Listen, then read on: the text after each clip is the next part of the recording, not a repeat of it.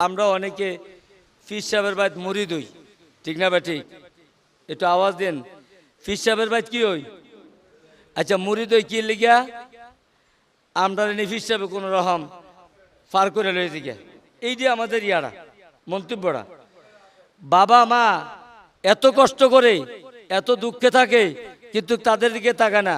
ফির সাহেবের বাইত আঙ্গুল, আপেলা, কমল, নাশপাতি, খাসি, গরু, মুরগা, ছাগল, দুধ, কলা, হরফি কলা, এই কলা এই কলা লইয়া যাইতে কোনো দ্বিধাদ্বন্দ্ব। একটা তরমুজ মা বাবায় খুঁজা পায় না, ফির সাহেবের বাড়িতে একালি তরমুজ লইয়া যায়, দুইজন বদলি লইয়া যায়, রিক্সা অটো ভাড়া করে লইয়া যায়। এই দিকলাম সত্য ঘটনা, আমার দেখা সত্যি। এখন দেখেন ফির সাহেবের অবস্থাটা কি হইব। আজকে হাসরের ময়দানে এই বয়ানটা আসবে। হাসরের ময়দানে কেউ কারো কোনোদিন উপকারে আসবে, এটা আমার কথা না, আল্লাহ রাসূল সাল্লাল্লাহু আলাইহি সাল্লামের কথা এবং আল্লাহর কথা। আল্লাহ নিজে বলেন যে হাসরের ময়দানে কেউ কারো উপকার করতে পারবে না। সমস্ত মানুষগুলি হাসরের ময়দানে একত্রিত হবে। এখানে কোনো ভেদাভেদ নাই। হিন্দু, খ্রিস্টান, বৌদ্ধ, ইহুদি, নাসারা, মুসলমান, যে যেই পথে আছে সবাই আদমের সন্তান। কার সন্তান? আদমের সন্তান। সবাই একত্রিত উঠবে। এবার দেখা যাবে কর্মের ফলাফল কার কি। কে পাঁচ ওয়াক্ত নামাজ পড়ছে, কে তিন ওয়াক্ত পড়ছে, কে কলমা পড়ছে, কে কলমা পড়ে নাই, কে মুসলমান হচ্ছে, কে ভালো কাজ করছে, কে সৎকর্ম করছে, কে সৎকর্ম করে নাই। এইগুলি ফলাফল ওই হাসরের ময়দানে ধরবে। এক কথায় হলো সমস্ত মানুষগুলি একত্রে হইয়া দৌড়াইব বাবা আদমের কাছে। কার কাছে? কথা কন না, কার কাছে? বাবা আদমের কাছে। সন্তানেরা যত বিপদে পড়ে, এক একজনের 30 জন 40 জন সন্তান আছে দেশে, আছে না নাই? আছে। তো এই সন্তানগুলি সবাই দৌড়িয়া বিপদে পড়লে কার কাছে যায়? আব্বার কাছে, আম্মার কাছে। আব্বা, আমরা এই বিপদে পড়ছি, আমরা উপকার করেন। তো এই কোরআনের ভাষায় আল্লাহ বলেন সমস্ত বন্দাগুলি আমার দৌড়িয়া আদমের কাছে যাইব। কার কাছে? আদম আলাইহিস সালামের কাছে গিয়ে আব্বা, আজকে আমরা বিপদে পড়ছি, আমরা একটু সুপারিশ করেন জান্নাতে নেওয়ার জন্য। কোন সুবহানাল্লাহ। আজকে আমাদের একটু গুনাহটা কমাই দেন, আজকে আমাদের জন্য একটু দোয়া করেন, আমরা যে একটু নাজাত পাই। তো সবাই দৌড়িয়ে আদম আলাইহিস সালামের কাছে যখন যাবে, আদম নবী বলবে বাবারে, হাসরের ময়দানে আমি আদমের কি অবস্থা হবে আমি নিজেই জানি না, তোর সুপারিশ কেমন কুম্বালা। কোন সুবহানাল্লাহ। আচ্ছা ভাই, যদি আমারে বাঁচার রাস্তা নেই, তোর বাঁচাম কুম্বালা, এবার কোনো উপায় আছে? আদম নবী ডাক দিয়ে বলবে, ও হাসরবাসীরা, হাসরের ময়দানে আমি আদমের কি অবস্থা হবে বলতে পারি না। আমি আদম একটা ভুল করেছিলাম, ভুলটা যদিও আমি আদম করেছি। কি ভুল করেছিলাম? আল্লাহ আমাকে নিষেধ করেছে জান্নাতের ভিতরে সমস্ত ফলগুলি খাও, একটা ফলের কাছে যাইও না, ফলটা খাইও না। আমি আদম ওই ফলটার কথা, আল্লাহর কথাটা অমান্য করতে পারি নাই, অমান্য করে ওই গন্ধম ফলটা মুখে দিয়েছিলাম। নাউজুবিল্লাহ, জোরে কোন নাউজুবিল্লাহ। সমস্ত ফলগুলি খাওয়ার জন্য আদেশ করছে, সমস্ত কাজ করার জন্য আদেশ করছে, একটা নিষেধ করে দিছে, আদম তোমার সবটা জান্নাত দিয়ে দিলাম, তবে সতর্ক সাবধান, তুমি ওই গন্ধম গাছের কিনারে যাও না, গন্ধম ফলটা খাইও না। আদম নবী এই কথাটা কি মানতে পারছে? কথা কন, মানতে পারে নাই। তাইলে আদম নবীর জন্য এটা ভুল না শুদ্ধ? ভুল। কার লগে করছে? সরাসরি আল্লাহর লগে। এখন এই ফলটা খাওয়ার কারণে আদম নবী কিন্তু গায়ে যা জামা জোড়া ছিল জান্নাতি, এই জান্নাতি জামাগুলি জয়রা জমিনে পড়ে গেছে। এবার উলঙ্গ করে দিছে, উলঙ্গ করে জান্নাত থেকে আদমটা বাইর করে দিছে, গাছের লতা পাতা দিয়ে আদম লজ্জাস্থান রাখছে। কন্যা সুবহানাল্লাহ। কিন্তু আদম আলাইহিস সালাম এই ভুলটার কারণে সমস্ত হাসরবাসীরা দৌড়ে গিয়ে কেবো, আব্বা আজ আমরা লাগে একটু উপকার করেন। আদম নবী ওই দিন ডাক দিবে, আজকে আমি কোনো কিছু বলার নাই, আমি আদমের অবস্থা কি হবে আমি নিজেই জানি না। কন্যা সুবহানাল্লাহ। দৌড়িয়ে করবো আদম আলাইহিস সালাম, একটা কাজ করো, তোমরা হযরত ইব্রাহিম নবীর কাছে যাও, উনি তো জাতির পিতা তোমাদের, ওনার কাছে যাও, কি তো ব্যবস্থা আছে নি দেখো। তো সমস্ত হাসরবাসী আবার দৌড়াইব, দৌড়ে গিয়ে দেখবো ইব্রাহিম নবী বসা। এবার ডাক দিয়ে দেবো, ইব্রাহিম নবী আমাদের জন্য আপনি একটু সুপারিশ করেন। আজকে হাসরের ময়দানে আমরা বড় বিপদে আছি আপনার জন্য, আপনি আমাদের জাতির পিতা, আপনি আজকে আমাদের জন্য একটু সুপারিশ করেন। ইব্রাহিম নবী ডেকে বলবে, ও হাসরবাসীরা, আমি ইব্রাহিম নবী নিজেই কি হবে আমি জানি না, আমি কোনোদিন মিথ্যা বলি নাই, কোনো কিছু বলি নাই, একটার মাত্র কথা বলছিল। নিশ্চয়ই ইব্রাহিম নবী ওই দিন কথাটা কি বলছিল, সাধারণ কথা, কিন্তু আমরা তো হাজার হাজার কথা মিশা কই। ইব্রাহিমের বাবা হাজর বলছিল মূর্তি পূজার জন্য যাওয়ার জন্য। ওই দিন ইব্রাহিম নবীকে বলার কারণে ইব্রাহিম নবী বলছিল ইন্নি সাকিল, আমি অসুস্থ। আসলে অসুস্থ ছিল ইব্রাহিম নবী ইমানের দিক দিয়া, শারীরিক অসুস্থ ছিলেন না। কোন সুবহানাল্লাহ। ইমানের দিক দিয়ে অসুস্থ ছিল। আমি যাব না মেলায়, আমি যাব না তার পূজারিতে, আমি এই জন্য অসুস্থ বলছি। এই কথাটা বলার কারণে হাসরের ময়দানে ইব্রাহিম নবীরও আল্লাহ জিজ্ঞেব কেন কইছিলা। ইব্রাহিম নবী তারপরে বলবে, কিন্তু ওই কথাটার জন্য জিজ্ঞাসা করবো কেন, এই জিজ্ঞাসা করলেই তিনি মোকাবেক্ষী আল্লাহর কাছে। এই জন্য উনি বলবে আজকে আমি হাসরের ময়দানে কারোর সুপারিশ বলতে পারবো না, তোমরা আমার কাছে থাইকা লাভ নাই, তোমরা দৌড়িয়ে যাও হযরত মূসা আলাইহিস সালামের কাছে। কোন সুবহানাল্লাহ। তো সবাই আবার হাসরবাসী দৌড়িব মূসা নবীর কাছে। দৌড়িতে গিয়া সেরা মূসা আলাইহিস সালামের কাছে গিয়া কইব, ও মূসা নবী, আজকে হাসরের ময়দানে আমাদের কেউ উপকার করার মতো লোক নাই, আপনি আমাদের একটু সুপারিশ করেন, একটু উপকার করেন। সমস্ত হাসরবাসী যখন বলবে, এবার মূসা আলাইহিস সালাম বলবে, বাবরে আজকে হাসরের ময়দানে আমারও কারোর সুপারিশ বলার কোনো ক্ষমতা নাই, এই জন্য আমি কৌমের একটা লোকেরে এমনিভাবে একটা থাপ্পড় দিছিলাম, ফইরে এতে নাই, ফইরে এমনি দিছিলাম, কোনো রাগ রোধ করে দেয়নি, দিছিলাম এমনি। এইটার জন্য যে আল্লাহ আমাকে জিজ্ঞেস করবে, এর জন্য আজকে আমি হাসরের ময়দানে কি জবাব আল্লাহর কাছে দিব, আমি পারবো না তোমাদের জন্য সুপারিশ করতে। কোন সুবহানাল্লাহ। আমরা তো মনে করি পীর সাহেবের কাছে কলামালা খাওয়াইয়া, দধিমদি খাওয়াইয়া, হ্যাঁ ওট গরু ছাগল দিয়া এমনি পীর সাহেবে ঠ্যাঙ্গ ধরে হাসে এটা নিয়ে লয়ে যাবো গা। আরে বাবা রে, পীর সাহেবে থাক দূরের কথা, আদম নবীও ফেল, ইব্রাহিম নবীও ফেল, মূসা আলাইহিস সালামও ফেল, এরপরে সবাই যাবে ঈসা আলাইহিস সালামের কাছে। এবার ঈসা আলাইহিস সালামও বল, এই হাসরবাসীরা আজকে আমি, আমার তো বাবা নাই, আমার জন্মের আমার কোনো সিকিউরিটি ছিল না, মানুষে আমার আল্লাহর বেটা বলতো। আল্লাহ যদি আমাকে প্রশ্ন করে আমি কোনো জবাব দেওয়ার মতো না। আজকে আমি ঈসা নবীও তোমাদের জন্য সুপারিশ হাসরের ময়দানে করতে পারবো না। সুবহানাল্লাহ।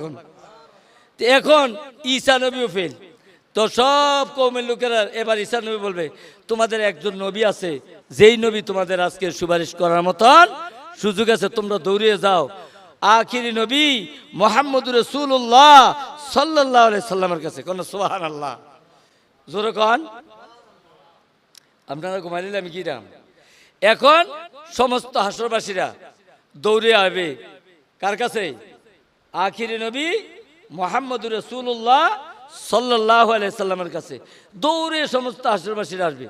আয়েশা দেখবে আমাদের বিশ্ব নবী মুহাম্মদুর রাসূলুল্লাহ সাল্লাল্লাহু আলাইহি সাল্লাম আখিরি নবী এবং শেষ নবী, যেই নবীর অস্তিত্ব আল্লাহ রাব্বুল আলামিন সমস্ত দুনিয়া তৈয়ারের আগেই তৈয়ার করে রেখে দিয়েছেন আরশে আজিমের মধ্যে। ওই নবী আবার দুনিয়াতে মানব রূপে পাঠাইয়া শেষ নবী হিসাবে আবার নবীকে পাঠাইলেন। এই নবী ওই হাসরের ময়দানে সেজদারত অবস্থায় জমিনের মধ্যে পড়ে থাকবে, সমস্ত মানুষগুলি আসবে, ভিড় করবে, বলতে থাকবে, ওগো আমাদের শেষ নবী, আজকে হাসরের ময়দানে আমাদের কেউ সুপারিশ বলার মতন কোনো লোক নাই, আজকে আপনার কাছে আমরা আসছি, আপনি আমাদের জন্য আল্লাহর কাছে একটু সুপারিশ বলুন। সুবহানাল্লাহ কইতেন না, ঘুমান কেউ। এবার হাসরের ময়দানে সমস্ত মানুষগুলি কার কাছে যাইব, কথা কয় না, কার কাছে? আরে মহিদান নামটা আনেন না, আয় হায় রে, এই নবীর কুচিরা তো ব্যস্ত দেখবেন, দেখার কোনো সম্ভব না। কোন নবীর কাছে? এই কথাটা সবসময় দুরূদ শরীফ হিসাবে করেন, তাইলে মৃত্যুর সময় এই নবীর শাফায়াত পাইলে জান্নাতে যেতে পারবেন, না জান্নাতের আশা নাই। অন্যান্য নবীরা তো নাই, এখন আর কিছু বলতে পারে না। এবার ওই দিন সমস্ত মানুষ যখন আইসা আখিরি নবী মুহাম্মদুর রাসূলুল্লাহ সাল্লাল্লাহু আলাইহি সাল্লামের কাছে বলবে, নবী আজকে আপনি আমাদের জন্য সুপারিশ করেন, তা আল্লাহর এই হাসরের ময়দানে আল্লাহর কাছে সেজদায় পড়ে যাবে। এবার আমাদের বিশ্ব নবী মুহাম্মদ রাসূলুল্লাহ সাল্লাম পয়রা এবার বলবে, আল্লাহ আমি আজকে আমার এই উম্মতের জন্য, সমস্ত উম্মতের জন্য, সমস্ত উম্মতের মালিক কে? আমাদের নবী। কে?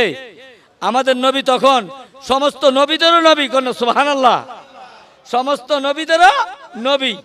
এখন এই নবী আর কত দামি নবী! আল্লাহ রাব্বুল আলামিন বলেন, আমার আখিরি নবীর উম্মত যতক্ষণ একটা জান্নাতে প্রবেশ না করবে ততক্ষণ পর্যন্ত অন্যান্য নবীদেরকে আমি জান্নাতে প্রবেশ করাইব। হেই নবীর উম্মত আমরা। আর হেই উম্মত হইবার পরে আমরা নবীর বুঝা যাই গে, নবীর দুরূদ পড়তে ভালো লাগে না, নবীর নাম জপতে ভালো লাগে না, নবীর প্রশংসা করতে ভালো লাগে না, নবীর জন্য আমাদের মন প্রাণ কাঁদে না। ঠিক না বা ঠিক? যেই নবীর উসিলে আমরা নাজাত পাবো। এবার হাসরের ময়দানে যখন সাজদায় পড়বে, পরে কাঁদবে, ইয়া হাবলি উম্মতি, ইয়া হাবলি উম্মতি। হে আল্লাহ, এই জমিনের মধ্যে আজকে আমার উম্মতদেরকে তুমি শাফায়াত করে দাও, এই উম্মতদেরকে তুমি মাফ করে দাও, উম্মতদেরকে তুমি মাফ করে দাও। এভাবে নবীজি কাঁদবে। আল্লাহ বলবে, আমার নবী, কেন তুমি মাথাগুলি জমিনে ঝুলিয়ে রাখছো? আর রেখো না, এবার মাথাগুলি উঠাও, উঠাও, তোমার উম্মতদেরকে আমি আল্লাহ মাফ করে দিলাম। সুবহানাল্লাহ। এবার উম্মতদেরকে মাফ করব। কোন কোন উম্মতদেরকে? যেই উম্মতগুলি নবীর আশেক, প্রেমিক, মহব্বতের ছিল তাদেরকে। এরপরে যদি হিসাব কিতাব আছে, এই যদি হিসাব কিতাব থাকবেই, যেহেতু হাসরের ময়দানে আমাদের হিসাব কিতাব হবে। তখন হাসরের ময়দানের মধ্যে আল্লাহ রাব্বুল আলামিন সমস্ত হাসরবাসীর ডাক দিব। এবার তোমরা এই নবীজিরে বলবে, নবী গো, আপনার উম্মতগুলি একটু বাচ্চা বাচ্চা নেন। কি করবেন? কথা কনা, বাচ্চা বাচ্চা নেন। বাস্কেট মসজিদের, মনে করেন এই কেন্দ্রীয় মসজিদের মুসল্লিগুলি এই ফান্তির বাজারও মাহফিলও গেছে। তো এই বড় মসজিদের গেছে 4-5টা মসজিদের মুসল্লি গেছে। এখন ইমাম সাহেবরা ডাক দিয়া গেছে, যার যার ইমাম সাহেব তেতে মুসল্লিগুলি বাচ্চা নেন। তাহলে আমি আমার যে মুসল্লিগুলি চিনি, আমার চিনতে তারা কোনো ইয়ে হইব, কোনো অসুবিধা হইব? আমি যখন মাহফিলে দেখতাম কমলো, ওইটা আমার মুসল্লি, ওইটা আমার মুসল্লি, এইগুলি লইয়া আমি আস্তে আস্তে একাল দেয়া এক ফাল যাইগাম, গিয়া তারা খানা খাওয়াইতো, নবীকে খাইলাম। এবার প্রত্যেকের মুসল্লি বাচ্চা নিব, এর লগে অনেক মানুষ থাকবো, আরেক তারা দাঁড়ায় থাকবো, তারা চিনি না, এই জন্য নিতাম না। ঠিক না বেটি? হাসরের ময়দানে এই কর্মটা হবে। আল্লাহ রাসূল বলবে, এবার তোমরা আলাদা হয়ে যাও, আলাদা হয়ে আমরা আমার নবী, আমি যেই নবীর উম্মত তোমরা যারা আছো প্রিয়, তারা তোমরা আলাদা হও। যারা আমার বয়ে ডাকছো, ইবাদত করছো। তো কিছু বাটপার আছে না, দেখবেন না, একজনে ফলাইলে আরেকজন তার পিছু দিকে খেলতে, এমন কিছু ফলাইব। ফলাইলে বলবে, আল্লাহ রাসূল সাল্লাল্লাহু আলাইহি ওয়াসাল্লাম বলবে, সৌকান সৌকান লিমানান গায়রাম মিন বাদি, দূর হও, দূর হও, তুমি কেন এখানে পলাইছো, এখানে আসছো? তুমি আমার উম্মত না, তুমি আমার উম্মত না, তুমি দূর হয়ে আলাদা চলে যাও। নাউযুবিল্লাহ। দেখছেন নি? হাসরের ময়দানে নবীর উম্মত, কিন্তু সে নবীর উম্মত, নবীর উম্মতে নবীর কাজ করে নাই, নবীর প্রেম ভালোবাসা নেয় নাই, নবীর কোনো কিছু মানে নাই। এই জন্য হাসরের ময়দানে বলবে যে এইগুলি বাদ দিয়ে দাও। হযরত আয়েশা রাদিয়াল্লাহু তাআলা আনহা একদিন বললেন, নবী গো, হাসরের ময়দানে আপনার উম্মতকে আপনি চিনবেন, চিনার উপায়টা কিটা? দেখো আয়েশা, হাসরের ময়দানে তুমি মনে করো একটা পালের মধ্যে কতগুলি গোরা, কিটা গোরা ছাইরা দিছে, এর মধ্যে সমস্তটি গোরা একটা গোরা সাদা, একটা গোরা কি সাদা। আচ্ছা, সবটি গোরা যদি কালা হয়, অন্য কালার হয়, আর একটা গোরা যদি সাদা হয়, তো এই গোরাটা বাচ্চা আনা সহজ না কঠিন? একদম সহজ। হাসরের ময়দানে আল্লাহর নবী বলেন, ও আয়েশা শোনো, হাসরের ময়দানে সমস্ত কিছু একত্রিত হয়ে উঠবে, কিন্তু আমি নবীর যে উম্মতগুলি, কার উম্মত? এই নবীজির যারা উম্মত, প্রিয় উম্মত, খাঁটি উম্মত, তারা কেমনে চিন্না নিব? এবার নবীজি কয়, দেখো আমি আমার উম্মতগুলিরে দেখবো, যেই উম্মতগুলি আমি আল্লাহর, আমার আল্লাহর বিশ্বাস কইরা যেই ব্যক্তিগুলি 5 ওয়াক্ত নামাজ পড়ছে, কোন সুবহানাল্লাহ। এবার ইন্টারভিউ শুরু হয়ে গেছে। নবীজি বলবে, যারা 5 ওয়াক্ত নামাজ পড়ছে, তো তারা নামাজ পড়লে কি হয়েছে? হ্যাঁ, নামাজ পড়লে কয়, নামাজ পড়লে কি হয়েছে? দেখো, তারা এই মুখমণ্ডলটা অজুর সময় ধুইছে, কিছে? কথা বলে কিসে কয়বার? 5 বার। কয়বার? 5 বার। একবার ধুইছে 3 বার, হেঁটে বাদ দেন। 5 বার ধুইছে 5 বেলায়। 2 বার পরে এই অজু করার কারণে তার এই চেহারাটা এবং হাতের কনি পর্যন্ত, পায়ের টাকনু পর্যন্ত হাসরের ময়দানে নূরের ঝিকমিক ঝিকমিক করে এবে আলো দেব। কোন সুবহানাল্লাহ। আপনারা দেখবেন কে গদি সেট করলে বিভিন্ন মাহফিলে গেলে গেটের মধ্যে একটা লাইট দেয়, এই লাইটটা ঘুরে বিভিন্ন ধরনের আলো দেয়, বিভিন্ন মিউজিক দেয়। দেয় কি দেয় না? এইটাও কারেন্টের লাইট, কিন্তু এটার ভিতরে মিউজিক ফিটিং আছে। এই উম্মতের মধ্যে মিউজিক ফিটিং হয়ে যাবে যেরকম সুবহানাল্লাহ। এই মিউজিকগুলো যখন ঘোরা শুরু করবে আর যখন দলা শুরু করবে, বাচ্চা বাচ্চা বাচ্চা বাচ্চা করবে, এই আব্দুল কাদের, আব্দুল রহমান, আব্দুল রহিম, আব্দুল জব্বার, আব্দুল খালেক, আব্দুল মালেক, আসো আসো, দৌড়িয়ে তোমরা জান্নাতে যাও। কারণ তোমাদের মধ্যে এই দৃশ্যগুলি আছে 5 ওয়াক্ত নামাজ পড়ার কারণে, অজু করার কারণে, দাড়ি রাখার কারণে, টুপি পরার কারণে, পাঞ্জাবি গায়ের কারণে, মেসওয়াক করার কারণে, সুন্নত মানার কারণে, এই ডাইন হাতে ধরার কারণে, বিসমিল্লাহ বলার কারণে, বিসমিল্লাহ বলে খানার কারণে, যত সুন্নত আছে সব সুন্নত যখন মানছ এই নবী আমি বলার কারণে, এই সুন্নতের কারণে আমি নবী তোমাদের জন্য সুপারিশ আজকে ওয়াজিব হয়ে যাবে বলে সুবহানাল্লাহ। নবী যার জন্য সুপারিশ করব তার কোনো অসুবিধা আছে? কোনো অসুবিধা নেই। মনে করেন আমরা বাংলাদেশ সরকারের কাছে একজন লোক একেবারে বেশি পরিচিত, তে যদি গিয়ে একজনের লেগে সুপারিশ করে, তার সুপারিশ করতে দেরি হইতো না, সাথে সাথে কবে আরে বাপরে আমার বন্ধু এ কইছে, এটা যেই দিয়ে হোক কানা করে কত আতুরালেঙ্গুরে স্যার কি দিয়েছে, এ শুধু ইন্টারভিউ বাদে শুধু এই কথার উপরে। তো ঠিক আল্লাহ নবী ওই দিন বলবে আমার উম্মতগুলি হলো এই উম্মতগুলি, যেই উম্মতগুলি আমার ভালোবাসার কারণে তারা দুনিয়াতে আমি নবীর প্রেমিক আশিক হয়েছে, তাদেরকে আজকে হাসরের ময়দানে টোকাইয়া টোকাইয়া জান্নাতে নিয়ে যাবে বলে সুবহানাল্লাহ। আর বাকিগুলি বলবে সৌকান সৌকান, যাও দূর হও দূর হও, তোমরা আমার উম্মত না।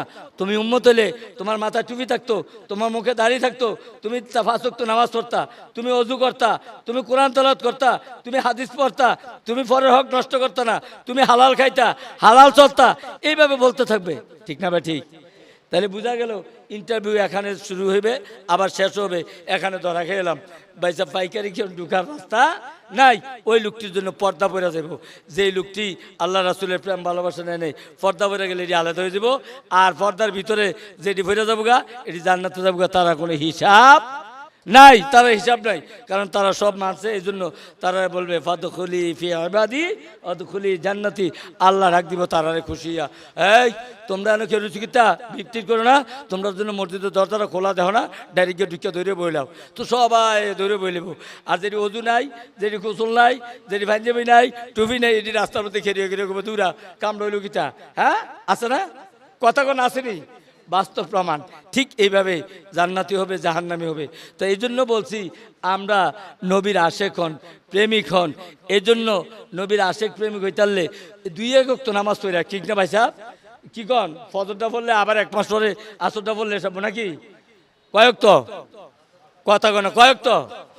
এবার দেখেন আল্লাহ নবী বলেন, এই যদি তোমাদের বাড়ির কাছে কোনো জায়গার মধ্যে একটা নদী থাকে, খাল থাকে, ঝর্ণা থাকে, আর তোমরা যদি একবারে মাথার থেকে পা পর্যন্ত নাফাক হয়ে যাও, নাফাক হয়ে গেলে আচ্ছা এইটার যদি গিয়া কেউ ডুব দিয়া গোসল করে ওড়ে, তার শরীরে কোনো ময়লা থাকেনি?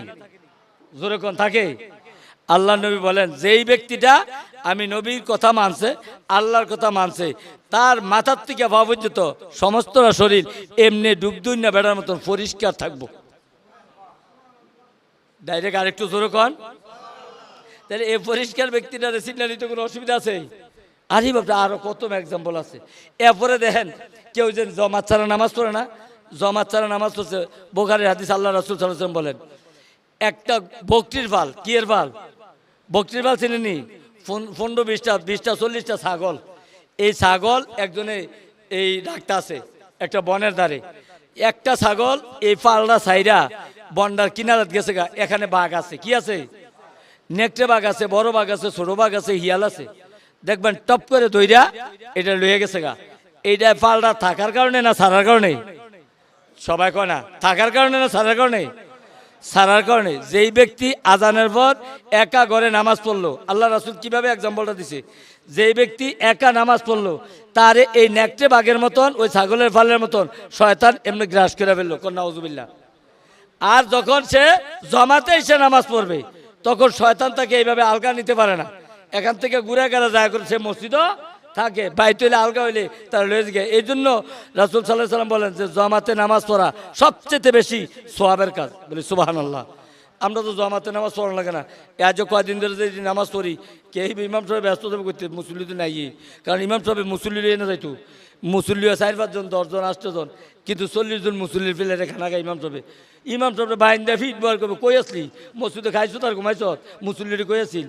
তা আমিও একটা শিক্ষার দেখলাম শুক্রবারে যেই বুঝানটা বুঝাইছি ইউটিউবে লাইনে চালু আছে, আপনার লাগাই দেন, মিশা কথা না আসা কথা। এরপরে যখন দেখবো না ঠিকই তো কইছে আমার যা তুই গিয়া, এরপরে আমি বাচ্চাম না, এর আগে বাঁচার রাস্তা নাই, কারণ এটা হক, আমার হক। আপনার 40টা প্লেটের খানা খাই, 40টা প্লেটের খানা আমার হালাল আসতে হবে, এই খানাগুলি আমার হালাল খাওয়াইতে হবে আপনারা। আমি আবাদত করে আল্লাহ কাছে দোয়াগুলো কবুল হবো, নাহলে আমার উপরে টেটা করবো। আপনারা তো ভালোই বাদ বই দিচ্ছেন, কি কন কথা কন না, কারণ কি আমি ইমাম সাহেব, আমি হক কথাটা বলি নাই আর হক খানাটা খাই নেই, হালাল খানাটা পাই নেই। তো এই জন্য বলি প্রত্যেকে আমাকে হালাল খাওয়াইয়েন, আপনারা আমার থেকে দোয়া নেবেন, আমি আপনার তো দোয়া পাইম। আর যদি হারাম খাওয়ান তাহলে আমার লোকে আপনারা, আমিও জাহান্নামী আগে ইমাম সাহেব হিসাবে, এরপরে আপনারা। কারণ ইয়াকতে দেহাতু বেহাজাল ইমাম কইছেন, শব্দ ইমামের উপর দিচ্ছেন, আমি লইয়া কি করাম সকলে যাই তুইব কোনাচ্ছা। তা আমারে বাঁচাই তুলে আপনারা বাঁচাই তুইব, আবার আমি বাঁচতে হইলে আপনার তো বললা বাস্তব হকটা আদায় করবেন। নামাজ একক তো কয়জা করেন না, সাইরেন না, বাইট পড়েন না, যেহানে বলেন। আল্লাহ রাসূল সাল্লাল্লাহু আলাইহি ওয়াসাল্লাম বলেন কোন শহরে যদি 3 জন ব্যক্তি হয়, কয়জন জোরে কোন, 3 জন ব্যক্তি হয়, তারা যেন জমাতে নামাজ আদায় করে। কি জমাতে নামাজ আদায় করে। এই মিয়া শোনেন, আমি প্রায় সময় কই না, এই আমরা দুনিয়ার হিসাবের জন্য জামাত ইসলামের এবং ছাত্র শিবিরের তারা 2টা রিপোর্ট বই আছে, এইগুলি যখন দেখি আমরা মাসের শেষ তখন ধরা খায় কে কয়েকটা নামাজ জমাতে পড়ছে, কে কয়েকটা পড়ছে না, কে কয়েকটা নামাজ পড়ছে না, কে কয়েকটা নামাজ ছাড়ছে। তখন দেখা যায় এই হিসাবটা যদি রাখেন, হিসাবটা কি ভাববেন যে আসলে আমি জমাত ছাড়া নামাজ পড়তে পারবো না। এই হিসাবটা যদি আমার দেহে কেন্দ্রীয় সভাপতি সাহেব উনি বলবে ইমাম সাহেব হুজুর আপনার মতো বেড়ায় নামাজ পড়ান, আপনার যে 5 ওয়াক্ত নামাজ এন জমাত নাই, তা আপনি কি ইমামতি করেন? সুবহানাল্লাহ কইতেন না? এটা একটা হিসাব। আর এই হিসাবটা থাকার কারণে প্রত্যেকদিন সকালে আমি কোরআন তেলাওয়াত করতে হয়, অর্থ সহ যেটুকু পড়ি, হাদিস 2 থেকে 3টা সর্বনিম্ন পড়তে হয় অর্থ সহকারে। এরপরে ইসলামী সাহিত্য ওর জানার জন্য আমি পড়তে হয়। কিন্তু আপনারা কি করেন? আগডুম বাগডুম ঘোরাডুম সাজে, এই ডিম কার কাছে গিয়া বাজে নাকি? এই ডিমের কোনো দাম নাই, এই ডিম নিয়ে যাইতে পারবেন কিন্তু আমল লয়ে যাইতে পারতেন না। আমল নেন যে 5 ওয়াক্ত নামাজ জমাতে পড়বো। কোরআন শরীফ পড়তে পারি না, আমি তো আপনারা কায়দাটা শিখিয়ে দিছি। অজু করেন, অজু কইরা কোরআনটারে একটু কি করেন, বুকে নেন, নিয়ে একটা চুমন দেন, আল্লাহর কাছে কন আল্লাহ আমি এটা পড়তে পারি নাই, আমি এটার জন্য অন্ধ, তুমি আমারে এটার থেকে বাঁচাইবার জন্য তোমার কাছে ফানা চাই, তুমি আমাকে এটার থেকে বাঁচাও, অথবা এটা পড়ার মতো শক্তি আমাকে দান করো। রব্বি জিদনি আলমান, রব্বি জিদনি আলমান, রব্বি জিদনি আলমান, এই দোয়াটা পড়েন আর কোন দেখবেন আপনার জেহান খুলে দিবে, আপনার উপর রহমত দান করবে, আপনাকে শিক্ষার তৌফিক দিবে, বলে আমিন। তো এই কথাটা তো মুহূর্তে একজন আসছেন, আমি দেখছি না এই পর্যন্ত কেউ কোরআন ডর এই ধরে না, কি আর ধরে না কথা কনা, কি আর ধরে না ডরে কোরআন শিব ধরে না, কি জানি করে না। আসলে কোরআন শিব কি কোনো কেউ কামড় দিয়ে খাইলেছে না? যদি পাপের কাজ করেন, কোরআনকে না মানেন, কোরআন তাকে শাস্তি দিব, কিন্তু সেই কোরআনটা ভালোবাসেন, এখনো সময় আছে, চক্ষুগুলি খোলা আছে, চক্ষুটি বন্ধ করে দিয়ে হাসরের ময়দানে আজকের এই জুমার আলোচনা আছে, একদল মানুষকে আল্লাহ অন্ধ করে উঠাইব। কি করে? সবাই বলেন কথাটা, সবাই কন, এই ছোট বড় সবাই কন। আচ্ছা আমরা এখন সবাই দেখিনি, আচ্ছা আমরা যদি কত বড় চোখটি অন্ধ করে দেয়, আচ্ছা এটা কি কিছু কইতে পারাম? করবো কেডা?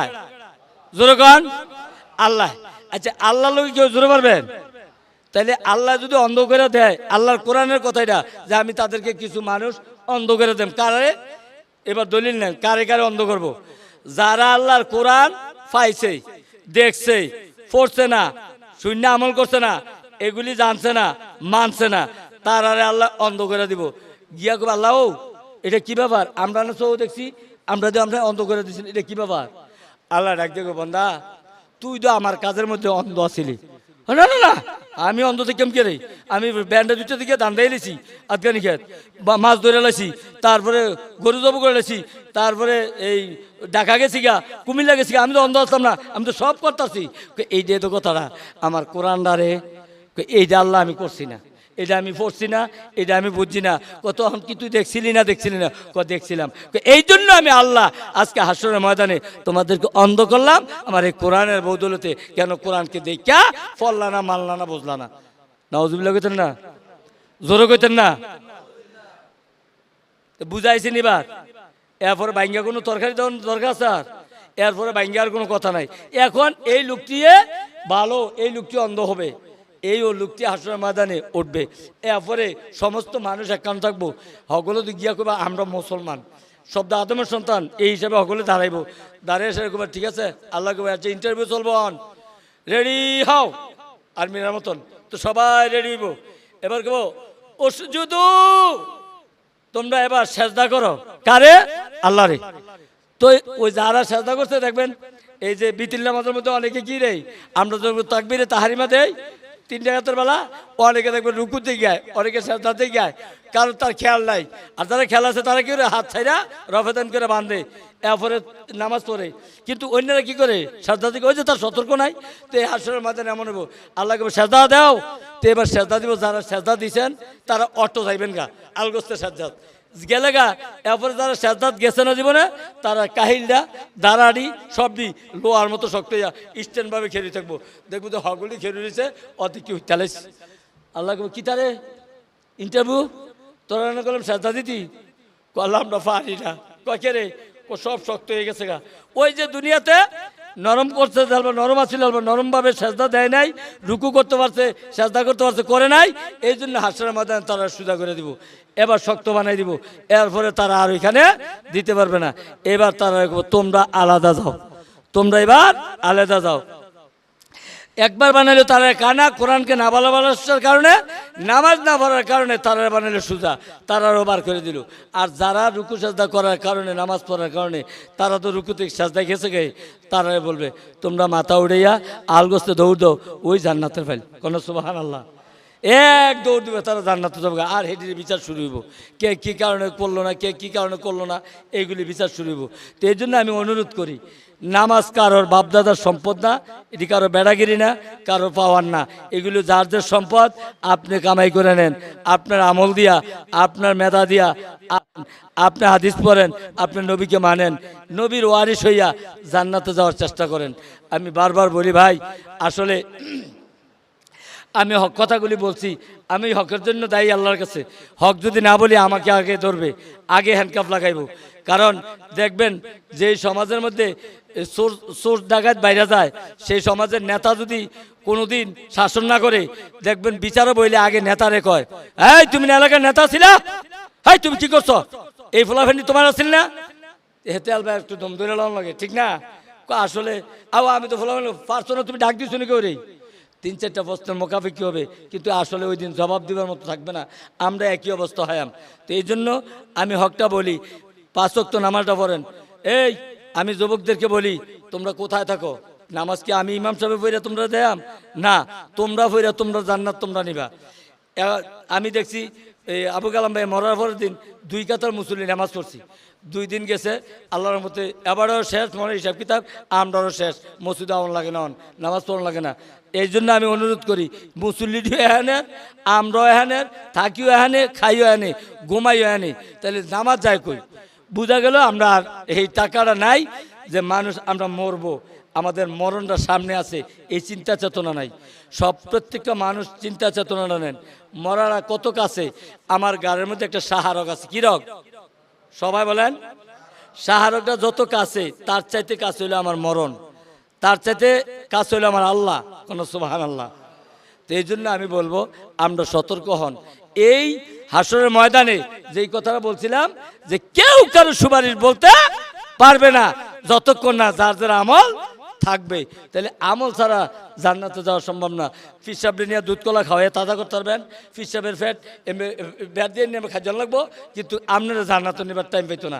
ফিসাবের তো হোক বা নাই, কারণ আদম নবীর থেকে মোহাম্মদ সাল্লাহ সাল্লাম হচ্ছে 5 জন নবীর কাছে গেছে, একজনও শিখারাইছে না।